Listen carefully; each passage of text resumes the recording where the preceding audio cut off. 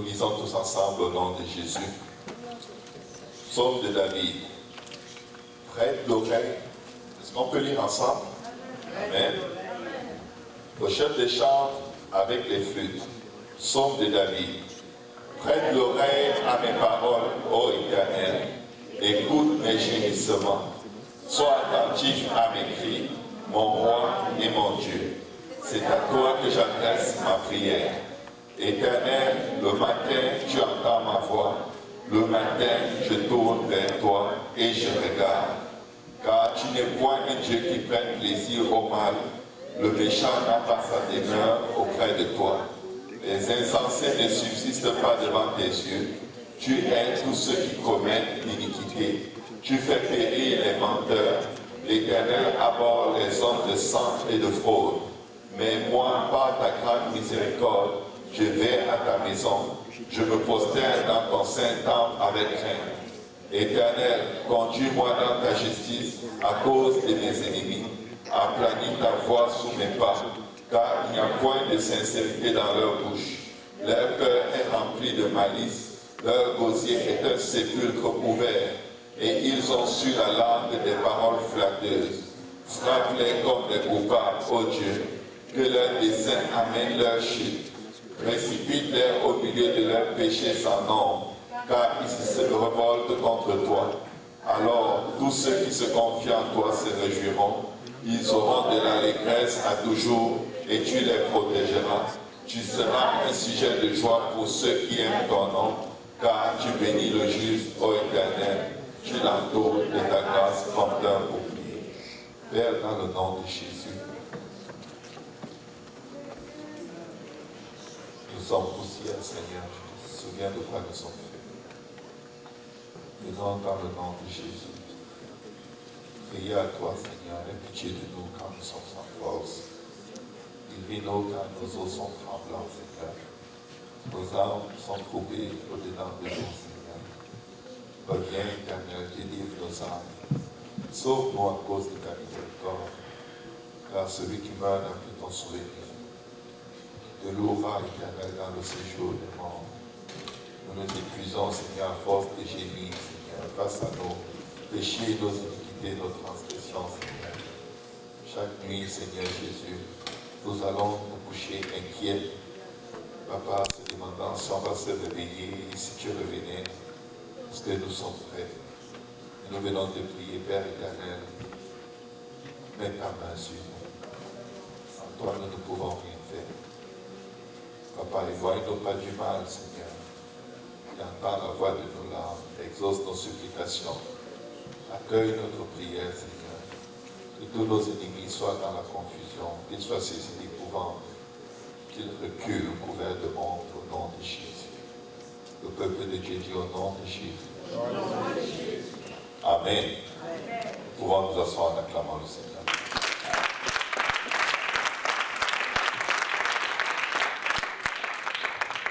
Alléluia. Gloire au nom de Jésus. Quand nous lisons ce psaume, il y a quelque chose d'assez frappant. Vous savez, une journée commence, elle se termine et une autre commence immédiatement. Mais regardons un peu aux choses naturelles.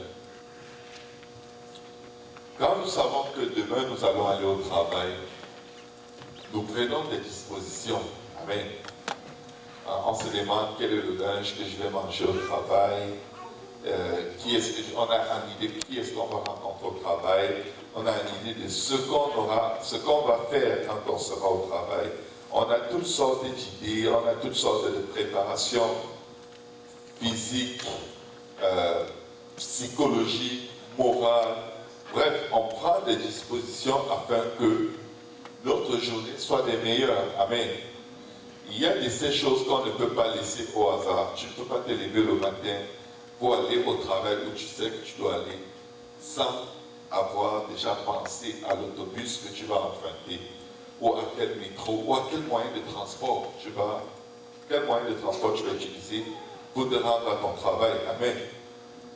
Nous prenons des dispositions pour les choses naturelles. Amen. Je suis venu partager aujourd'hui avec chacun de nous qu'il y a des dispositions spirituelles que nous devons prendre. Nous devons prendre des dispositions spirituelles parce que si nous ne les prenons pas, quelqu'un va les prendre à notre place.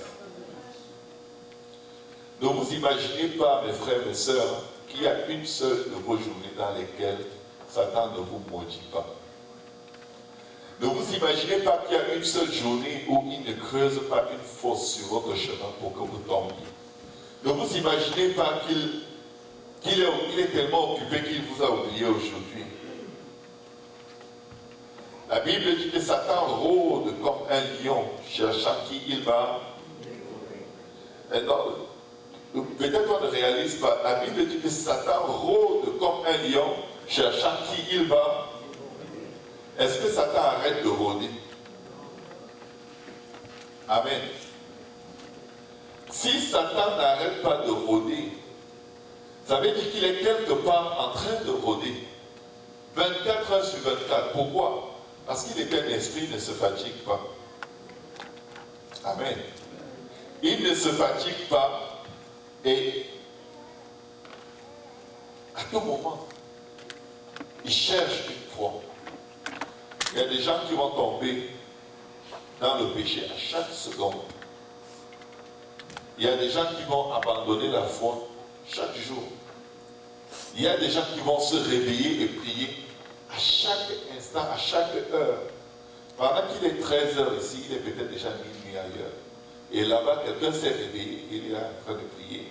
Parce que l'Esprit de Dieu l'a réveillé, où il a eu un cauchemar, et il s'est réveillé en transpirant, et il prie. Il y a des gens qui sont entre la vie et la mort à chaque instant. À chaque instant, il y a une âme qui va en enfer. Et la Bible nous dit que l'enfer s'élargit tous les jours. C'est triste. Amen. L'enfer s'élargit. Parce qu'au départ, quand Dieu crée l'enfer, c'est pour Satan et ses démons. Donc il y a un nombre de démons bien précis que Dieu connaît déjà. Les démons ne se multiplient pas. Amen. Les esprits ne se multiplient pas. Mais les esprits peuvent multiplier leurs œuvres en utilisant tous ceux qui sont disponibles. Amen. Eux-mêmes ne se multiplient pas parce qu'ils n'accouplent pas. C'est pourquoi la Bible dit qu'au ciel, il n'y aura pas de mari et de femme. Amen. Nous serons tous comme des anges.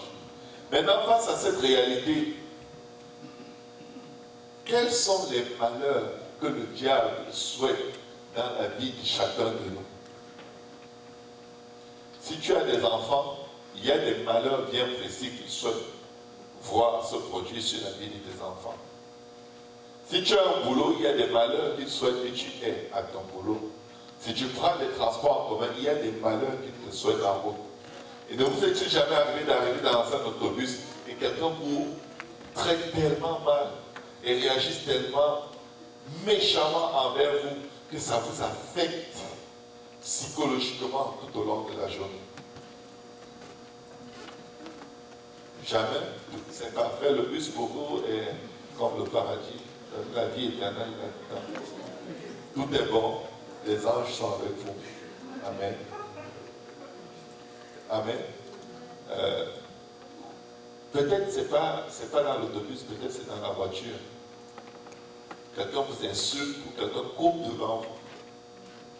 Il peut arriver plein de choses à tout moment. Pourquoi? Parce que chaque journée regorge d'un potentiel énorme. Un potentiel de voir la puissance et la gloire de Dieu se manifester dans chacune de nos vies. Et l'ennemi a peur que Dieu se glorifie dans ta vie. Écoute bien, l'ennemi craint que Dieu accomplisse les desseins qu'il a formés pour ta vie. Parce que si Dieu le fait, il sera glorifié en toi. Et beaucoup de gens connaîtront Dieu à travers les œuvres manifestes de Dieu dans ta vie. Alors, qu'est-ce qu'il va faire jour et nuit? La Bible dit que Satan se présenta devant Dieu et Dieu lui demande où viens-tu? Il dit, je viens de parcourir la terre. Il parcourt la terre, pourquoi faire? Il cherche des victimes. Il cherche qui il va accuser. Il cherche qui est-ce qu'il va pousser à pécher contre Dieu pour que la colère de Dieu s'élève contre cette personne. Il cherche qui est-ce qu'il va lier dans le péché. Il cherche qui est-ce qu'il va pousser à récidiver. Fais encore ce péché. Juste une dernière fois. De toute façon, hier quand tu t'es repenti, tu as tellement pleuré, tu as senti comment l'Esprit de Dieu t'a touché. Dieu t'aime, il ne va pas vraiment te rejeter. Fais-le encore juste un peu. Touche seulement un peu. Regarde juste 30 secondes. Les vidéos les plus vues sur YouTube sont des vidéos qui ont moins de 3 minutes. Les vidéos de 45 secondes à 1 minute ont des milliards de vues. Parce que tout le monde se dit, ce n'est que 30 secondes. Mais c'est autant de minutes qu'il faut pour faire pénétrer ton âme en enfer. La Bible dit que les yeux sont les fenêtres de l'âme. Si tes yeux sont plongés dans les ténèbres, oh combien sera ténébreuse ton âme. Donc quand nous nous levons le matin et nous prenons notre journée pour acquis, on dort jusqu'à la limite du temps. Il faut être en retard par rapport à ce que nous devons faire. Alors on se lève et rapidement, chacun connaît ces formules rapides de prière. Amen. Je ne veux pas les citer. Et subitement on dit, Dieu comprend beaucoup de choses. Et il comprend aussi quand nous négligeons. Et il comprend aussi quand nous laissons l'adversaire, l'ennemi de notre âme, prophétiser tous les malheurs possibles et imaginables sur notre vie. Mais qu'est-ce que le psalmiste dit ici? Et prête l'oreille à mes paroles, ô Éternel. Écoute mes gémissements. Sois attentif à mes cris, mon roi et mon Dieu. C'est à toi que j'adresse ma prière. Et qu'est-ce qu'il dit au prochain verset? Éternel, le matin. La Bible dit expressément que la vie et la mort sont au pouvoir de la langue. Et notre voix, nos paroles ont la primauté devant Dieu. Qu'est-ce que ça veut dire? Ça veut dire que Dieu va plus écouter ce que tu dis que d'écouter ce que l'ennemi dit. Mais réalisez ceci. Si vous ne dites rien à Dieu, il n'aura pas d'autre alternative que d'écouter ce que l'ennemi dit. Puisque l'ennemi nous accuse tout le temps devant Dieu. L'ennemi est en train de dire quelque chose en ce moment à ton sujet à Dieu. Il est en train de parler de quelque chose que tu as fait. Et il est en train de réclamer justice. Et Dieu attend ta voix. Dieu espère que tu vas te bouger. Dieu espère que tu vas ouvrir la bouche pour qu'il prenne ta parole et que ta parole détruise la parole de l'ennemi. Dieu attend que tu lui parles. Et tu n'as pas le temps. Pendant ce temps, la voix de l'ennemi est en train de retentir dans les cieux contre toi. L'ennemi ne parle jamais juste pour parler. Il parle pour accuser, pour mentir, pour calomnier, pour maudire, pour faire des décrets de malheur. Il parle pour appeler à l'existence le mal qu'il a médité contre toi. C'est quoi la Bible dit? Si l'on médite des malheurs contre toi, cela ne viendra pas de moi.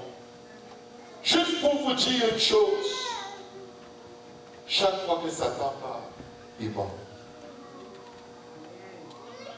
Mais je vais vous dire une chose, ces mensonges ne sont pas inefficaces. Pour échapper à ces mensonges, il faut que tu ouvres la bouche pour décréter et déclarer la vérité. Jésus-Christ dit quoi? Je suis venu rendre témoignage de la vérité. Et la Bible nous apprend que le Fils de l'homme a été manifesté pour détruire les œuvres des ténèbres. Et qu'est-ce que Jésus faisait tous les matins? Et même tous les soirs? Avant que la journée n'ait commencé, avant que le soleil n'ait commencé à nous frapper, il priait. Il priait pour faire des décrets. Il priait pour commander au naturel et au surnaturel, au spirituel, ce qui va se passer dans la journée. Amen. Le Seigneur nous a donné le pouvoir d'influencer chaque jour de notre vie. La mort et la vie sont au pouvoir de la langue. Amen. La Bible ne dit pas que la mort et la vie sont au pouvoir de Satan, mais la mort et la vie sont au pouvoir de la langue. Amen. Amen. Amen. Maintenant, pendant que l'adversaire est en train de décréter, tu divorceras, tu te disputeras. Pendant que tu es couché dans ton lit, tu ronfles, tu fais des sommeils excessifs. Vous savez que même le sommeil excessif, c'est un péché. Ça t'empêche de faire ce que Dieu attend de toi. Je sais que c'est les vacances. Et on se couche à 2 heures, on se réveille à 12 heures. Pour la plupart, amen. Mais passer un certain temps dans ton lit, les cauchemars commencent. Pourquoi? Parce que tu es dans le péché. Vous n'avez jamais remarqué que quand 6 heures, 7 heures, 8 heures arrivent, vous vous réveillez et vous forcez. La suite, ce n'est pas la même chose. Vous commencez à fuir devant toutes sortes de démons et de gens qui veulent vous tuer. C'est parce que vous avez donné accès à Satan. Vous êtes dans la paresse. Donc l'ennemi veut que tu dormes plus longtemps que prévu. Donc quand tu veux te lever, tu dis, oh, tu n'as rien à faire. Tu cours pour aller où? C'est les vacances. Est-ce que tu es obligé de prier maintenant? Tu peux prier même après. Parce qu'il cherche un peu de ton temps pour accomplir ses desseins dans ta vie. Et pendant que tu dors, au-delà du temps qui est requis pour être en bonne santé, tu as ouvert une brèche. Et il vient, il essaye de s'aimer dans ton âme, dans ton esprit, tout son agenda pour ta vie. Tu vas être anxieux, tu vas paniquer, tu vas mentir, tu vas convoiter, tu vas vivre une journée totalement hors de contrôle. Juste parce que tu as dormi de façon excessive. Regardez ce qui se passe quand on dort de façon excessive. Dès qu'on se réveille, on met la main sur le téléphone, YouTube, Facebook, les emails.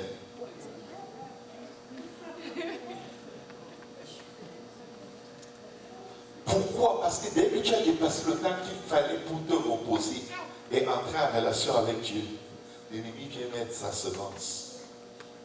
Il prend le contrôle de tes premières actions de la journée.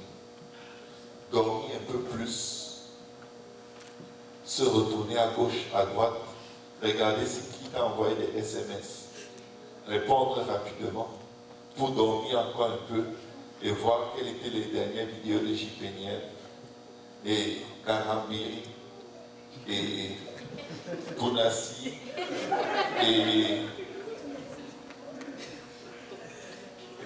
et tu te crois très spirituel parce que si tu regardais JPNL, non, est-ce que c'est un péché?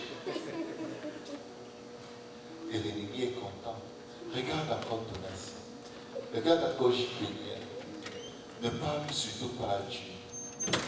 Parce que si tu parles à Dieu, tu risques de renverser tout ce que j'ai prévu pour toi cette journée. Tu peux regarder toutes les prédications du monde que tu veux et tomber dans la fornication. Tu peux être en train de pécher en regardant les prédications.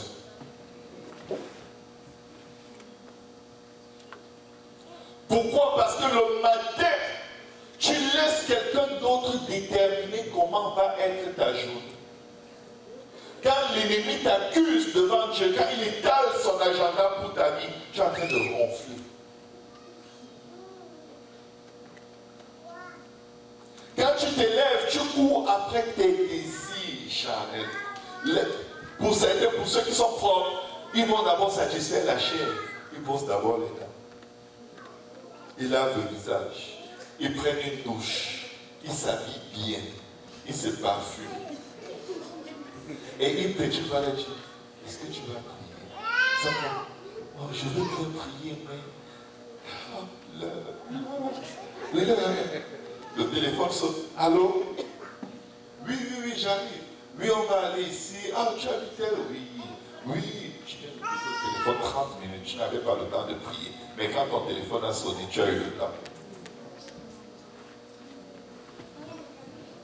Tout simplement parce que tu n'as pas fait les décrets. Tu n'as pas ordonné à ta journée de produire les fruits qui demeureront jusqu'à la vie éternelle. Tu n'as pas commandé au péché que tu sais qui vient et qui revient toujours dans ta vie de partir au nom de Jésus. Dis quoi? Le diable te les amène en masse. Tous les démons, la même façon de vivre que tu as hérité de ta famille, elle se manifeste dans tes membres. Si ton père a n'importe quel mauvais caractère, même s'il vit au pôle Nord, tu te lèves, c'est ce que tu fais. Tu fais exactement ce que ton père fait. Si ta mère a n'importe quel mauvais caractère, tu te lèves, tu agis exactement comme elle. La Bible dit, ne vivez pas selon la même façon de vivre que vous avez hérité de vos parents. Vos parents n'étaient pas Dieu. Moi, mon père n'était pas Dieu, ni ma mère. Donc, dès que je me lâche un peu, je m'éloigne de Dieu, devine quoi? Je reproduis tout ce qui est mauvais dans mon père. Parce que j'ai son code génétique qui a formé ce corps. Je suis formé par le code génétique de la semence par laquelle j'ai été conçu. Amen. Tu ne vas jamais avoir le comportement du voisin du quartier. Quand tu es charnel, c'est un trait de caractère de tes parents. Et quand tu es un enfant de Dieu, et tu es charnel, tu es pire que tes parents. Parce que tu fais les péchés de tes parents, mais de façon sophistiquée. De sorte que ça ne paraisse pas être un péché. Je connais suffisamment d'écritures pour contourner la culpabilité et la conviction du mal. Tout ceci parce que tu as laissé quelqu'un déterminer comment sera ta journée. Certains sont ici, le diable avait prévu un accident pour eux. Plusieurs fois, il m'est arrivé de rêver qu'on me donne un ticket. Et le jour là, ça s'est produit. Au moins 2 bonnes fois. Je rêve qu'un policier m'interpelle. Pour rien, il signe un ticket de 100 $. Il tape sur ma voiture, il tape. Je me lève et dis, oh, c'était quoi ce rêve? Au nom de Jésus. Je dors. Je roule dans mon quartier, tranquille. Je ne sais pas quoi je suis en train de penser. J'arrive devant un panneau stop, je n'immobilise pas la voiture et je continue. Et là, subitement, je sens une lumière bleu-rouge dans mon rétroviseur. Je sens comme si mon âme a besoin que l'enlèvement arrive. Parce que, oh non, ça ne peut pas, ça ne peut pas.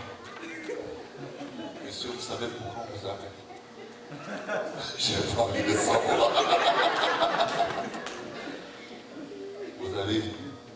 Vous êtes passé au panneau stop, vous êtes plus immobilisé. Est-ce qu'il y a des panneaux stop ici? Il dit non, ça a été enregistré par la vidéo. Comme pour dire, si tu veux discuter, la facture va être salée. Devine quoi? En sortant ce matin, j'ai fait la prière des religieux. Couvre-moi dans ton sang, prends pitié de moi, pardonne mes péchés. Je dois y aller, Seigneur. Amen. Je laisse ma destinée entre les mains des choses et des esprits que je ne connais pas. Dieu, pour m'aider, est venu jusqu'à me donner un rêve d'avertissement. Est-ce qu'il y en a ici qui font des rêves? Ne plaisantez pas. La Bible dit qu'il y a de la vanité dans la multitude des rêves. Amen. Parfois, c'est des choses auxquelles vous avez tellement fait le commérage que ça revient dans les rêves. Ou plein d'autres choses. Vous avez tellement prié que Dieu vient dans un rêve pour vous mettre en garde. La Bible dit dans le livre de Job que Dieu nous parle dans les rêves. Quand nous sommes en repos, quand notre esprit arrête d'être agité, arrête de penser à mille et une choses. Et très souvent, Dieu veut le faire. Dieu ne te donne pas les rêves pour que tu dises waouh, pour que tu sens que waouh, tu as une révélation sur quelqu'un. Le premier but des rêves, c'est l'activité spirituelle, la prière. La prière. Qu'est-ce qu'il dit? Qu'est-ce que la parole nous dit? La mort et la vie sont au pouvoir de la langue. Proverbe 18, verset 21. Quiconque l'aime en mangera les fruits. Si tu utilises ta langue pour décréter la vie, la bénédiction, la grâce, la faveur de Dieu, pour prier et demander à Dieu, détourne mes pas du mal. Seigneur, cette journée commence. Je connais mes faiblesses. Je sais que j'ai tendance à faire ceci. Je sais que ton esprit me reproche en ce moment de ne plus faire cela, de ne plus aller ici, de ne plus parler comme ça. Je connais qui tu es. Amen. Si tu ne sais pas qui tu es, passe du temps en prière, Dieu va te dire. Et quand Dieu te parle de toi en prière, c'est pour que tu pries pour que cette nature mauvaise ou cette nature pécheresse qui te mène à la perdition, qu'elle soit sous le contrôle de l'Esprit de Dieu. Ce n'est pas pour te rejeter ou pour t'accuser. Quand l'Esprit de Dieu vient te révéler tes défauts, c'est pour que tu utilises ta langue et que tu brises chaque esprit ou chaque trait de caractère, chaque vaine façon de vivre que tu as hérité de tes parents, que tu le brises à travers la prière et que tu décrètes et déclares sur ta vie que tu vas vivre comme Dieu veut que tu vives. Tu vas produire les fruits que Dieu veut que tu produises. Tu vas marcher dans les voies de Dieu comme Dieu veut. Vous savez, Samson était un homme loin de Dieu. Il a vécu une vie de débauche. Et c'est lui qui prêchait. C'est lui qui enseignait le peuple de Dieu. Mais il vivait une vraie vie de débauche. Mais comme Galates 6 nous dit, on ne se moque pas de Dieu. Ce qu'un homme a sémé, il moissonnera aussi. Ça l'a rattrapé. On lui a crevé les yeux. On l'a attaché comme un esclave. Mais Samson arrive à une phase de sa vie sous le poids et les conséquences de ses péchés. Il s'est dit, en fait, j'aurais pu mourir. Je pense un peu à sa place. Si Dieu m'avait vraiment rejeté, je ne serais plus sur la face de la terre. Si Dieu m'avait vraiment repoussé, je n'aurais plus le souffle de vie. S'il m'a encore donné le souffle de vie, je connais ce Dieu.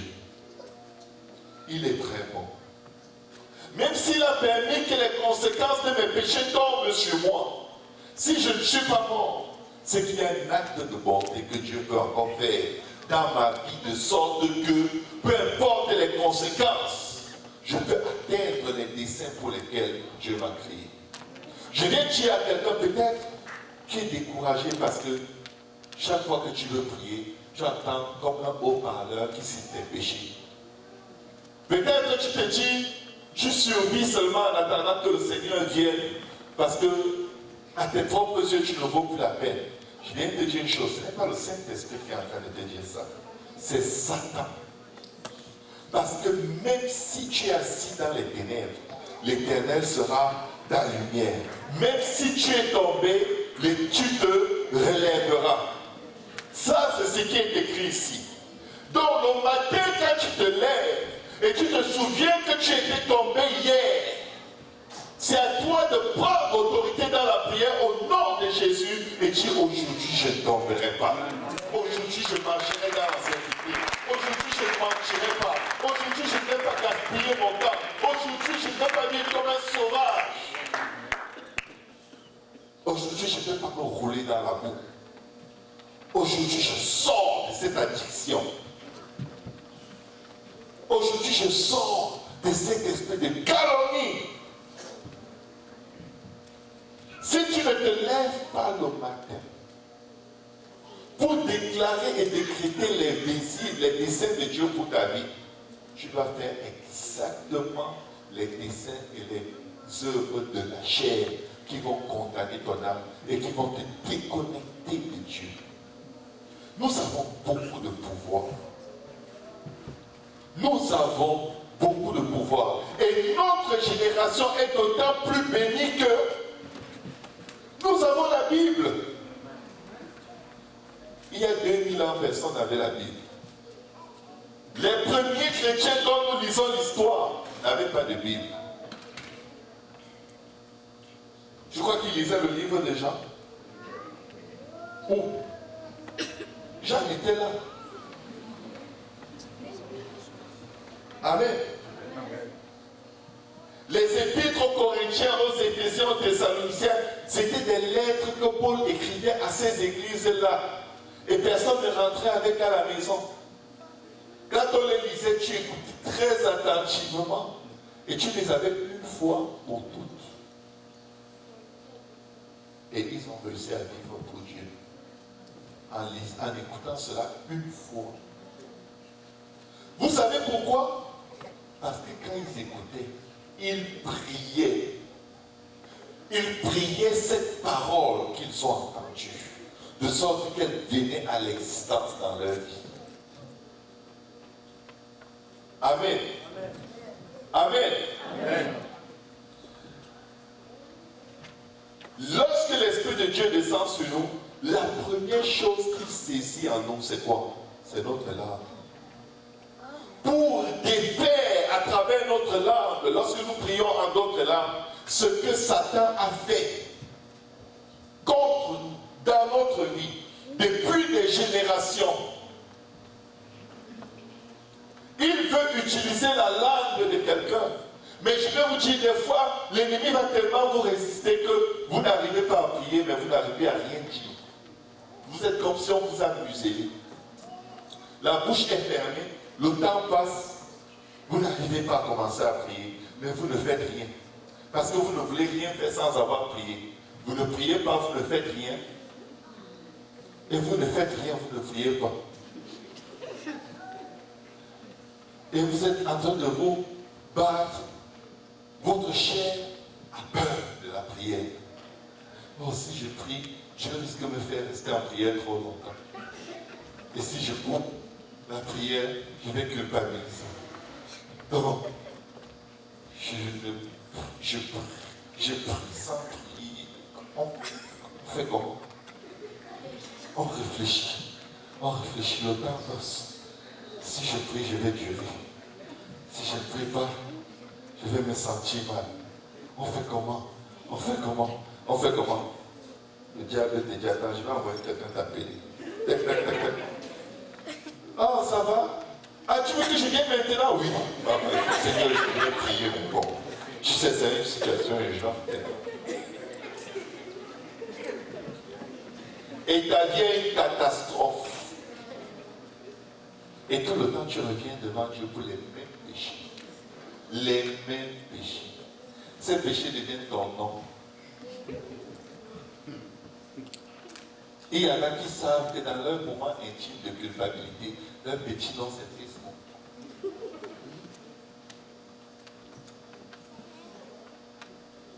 avec Edouard Facebook. Je ne peux même pas aller sur Facebook. Amen. Amen. Nous devons prier. Amen. Les premiers chrétiens n'avaient pas la Bible, nous avons la Bible. Ils n'avaient pas les psaumes en main, nous les avons. Même le plus faible d'entre nous peut prier. Celui qui a la plus petite foi entre nous peut prier. Si tu sais même un peu lire, tu peux prier. Beaucoup de gens disent, mais pasteur, moi quand je veux prier, dès que j'ai dit 2 mots, je n'ai plus rien à dire. Mais dis à Dieu, Seigneur, j'ai fini, j'ai quelque chose à me dire. Je te donne 30 minutes. Ne bouge pas de là où tu es. Il va finir par te parler. Ne bouge pas, ne prends pas le téléphone. Donne le temps de Dieu à Dieu. Si tu n'as rien à dire, il va mettre lui-même les paroles sur tes lèvres. Il ne faut jamais arrêter d'essayer parce que tu te dis, oh là j'essaie, je n'ai rien à dire. Je vais te dire une chose. Est-ce que vous avez déjà voyagé avec quelqu'un en autobus, un long voyage, qui va vous prendre peut-être 3 ou 4 heures, et la personne est un parfait inconnu. Au début, vous êtes bonjour. Ça c'est le meilleur. Vous n'avez rien à vous dire. Mais à force de rester ensemble sans rien vous dire, vous devenez créatif. Tu as vu le match de... Moi je ne regarde pas les matchs. Oups. Tu regardes quoi? Moi, c'est plutôt la politique. Vous êtes forcés de communiquer parce que rester ensemble sans rien vous dire, c'est infernal. Quelqu'un dit c'est très bizarre. Donc vous devez créer, vous finissez par créer une sorte de communication parce que le temps sera trop long. Près de quelqu'un à qui tu ne parles pas. Amen. Dis à ton voisin, tu peux prier. Tu peux prendre le contrôle sur ta vie. Amen. Nous allons aller dans le prochain psaume, c'est le psaume 2, verset 1 à 12. Alors, psaume 2, verset 1 à 12. Si tu n'arrives pas à prier, tu peux prier avec les psaumes. Amen. Amen. Tu prends la parole de Dieu. Amen. Amen. Amen. Tu te lèves le matin, tu dis Seigneur, pourquoi ce tumulte parmi les sorciers?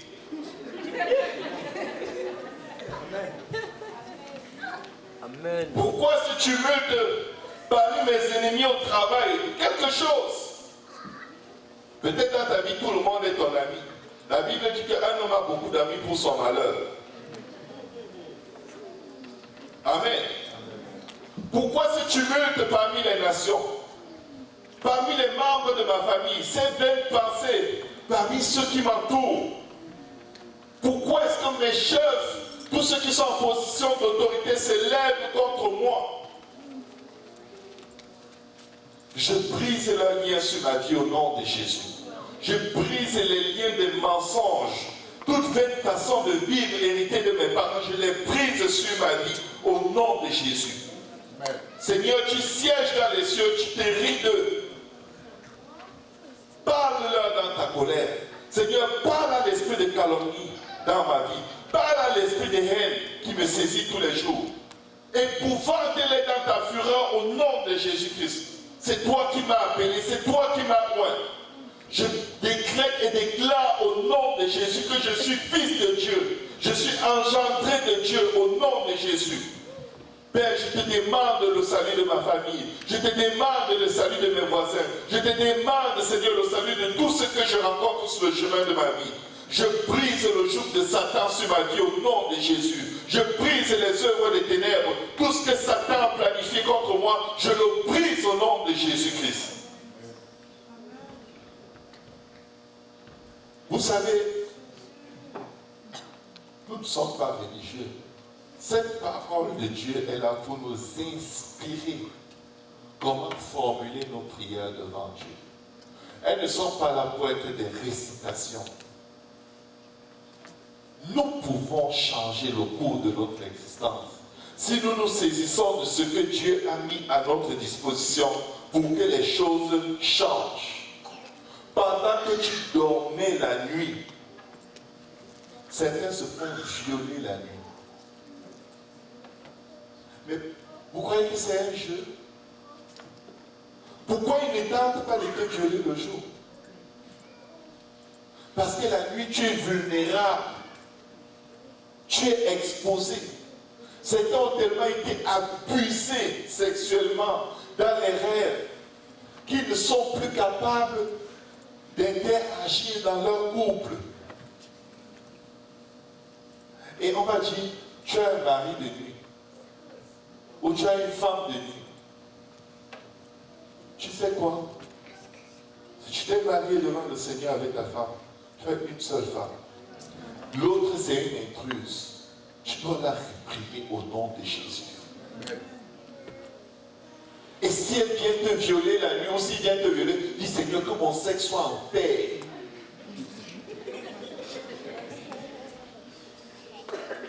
Il faut être violent. Il ne faut pas donner un avantage à l'adversaire comme si nous étions des victimes abandonnées. Oui, l'adversaire tue et fait ces choses. Et toi, tu tires et tu fais quoi? Oh, le démon m'a giflé. Et, mais pasteur, il m'a giflé. On fait comment, pasteur? Si quelqu'un te gifle dans la vie, tu vas m'appeler pour me demander comment on fait. Mais ce n'est pas la même chose. C'est un démon. Voici, je vous ai donné le pouvoir de marcher sur les serpents et les scorpions et sur toute la puissance de l'ennemi. Et rien ne pourra vous nuire.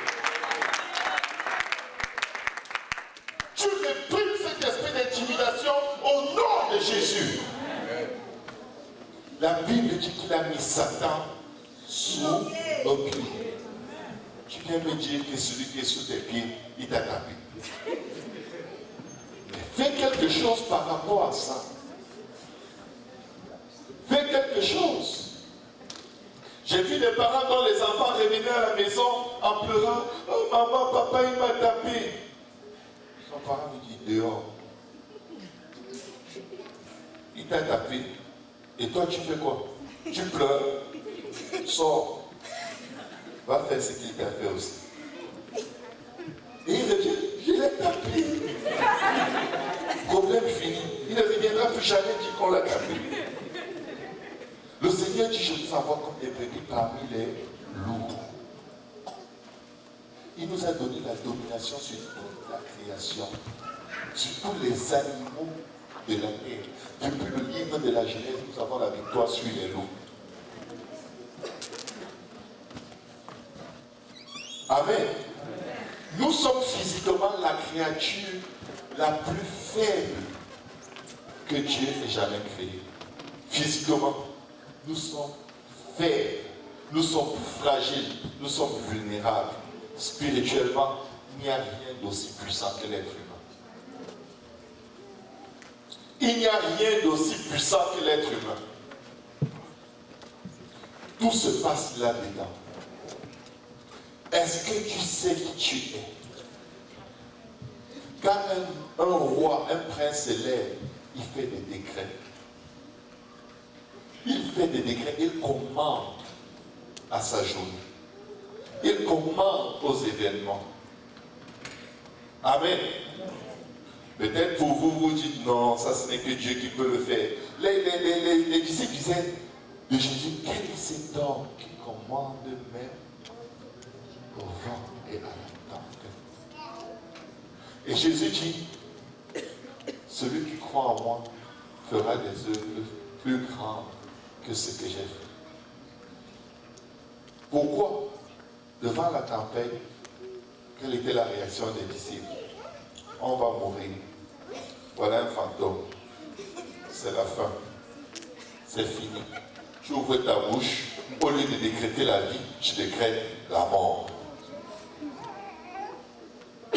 pasteur, je n'ai pas d'argent. Je ne pourrais pas venir à l'église. Non, tu dois dire, pasteur, même si je n'ai pas d'argent, Dieu va envoyer un ange me porter, il va me déposer à l'église. Le juste vivra par la foi et non pas par la vue. Dis à ton voisin, prends le contrôle de tes journées. Tu l'as. Est-ce que vous avez déjà traversé une journée où à la fin vous vous dites, quel gâchis. Qu'est-ce que j'ai fait de ma vie aujourd'hui? Qu'est-ce que j'ai fait de ma vie? Est-ce que vous vous êtes déjà retrouvé dans une journée où vous vous sentez littéralement comme une force qui vous pousse à aller à un endroit où vous allez pécher contre Dieu? Alors que vous savez d'avance, je ne dois plus aller là-bas. Mais c'est comme si vous êtes littéralement porté, poussé et vous êtes déposé là.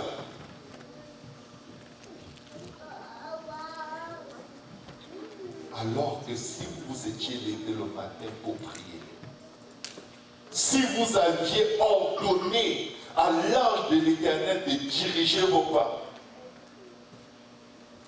vous ne vous serez certainement pas retrouvé là. La Bible dit qu'il n'y a aucune tentation qui soit survenue, qui ne soit humaine, mais avec la tentation, Dieu donne aussi la force de surmonter.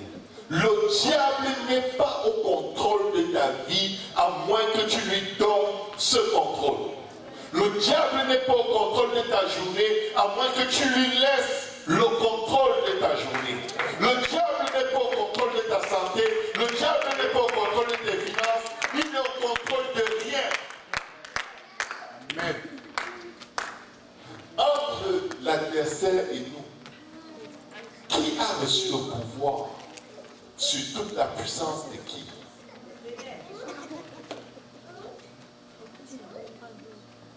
Amen. Jésus dit, voici, je vous ai donné le pouvoir. Lui, l'adversaire fait ce qu'il sait faire. C'est son boulot. Comment tu ne veux pas que le diable veuille te tuer? Si le diable devient ton ami,